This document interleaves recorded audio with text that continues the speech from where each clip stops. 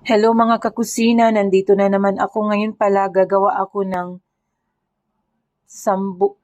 cheese sambusa with chips oman.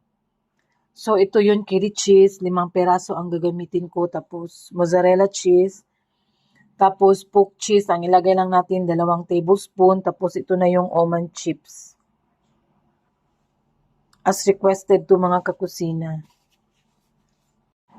So, una, ihalo lang natin lahat ng mga ingredients. Tapos, itong chips oman, durugin natin to. Hindi naman masyado durog.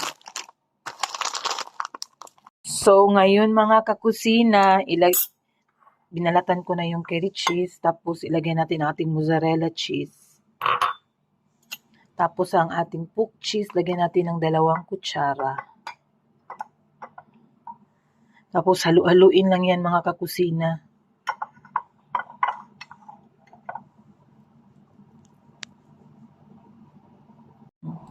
So mga kakusina, ito na yun siya, na-mix na natin ang cheese. Tapos ngayon, ilagay na natin ang ating chips oman.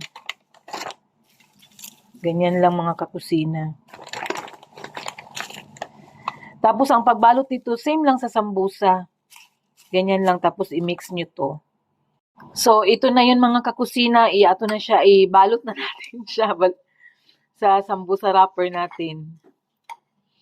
Tapos iprito para i-serve na. Mga kakusina, ito na yung ano natin, yung sambusa cheese with chips oman. I-prito na natin yan siya ngayon. Mga kakusina, ito na yung ano natin, yung sambusa na cheese with chips oman. Pinirito na natin.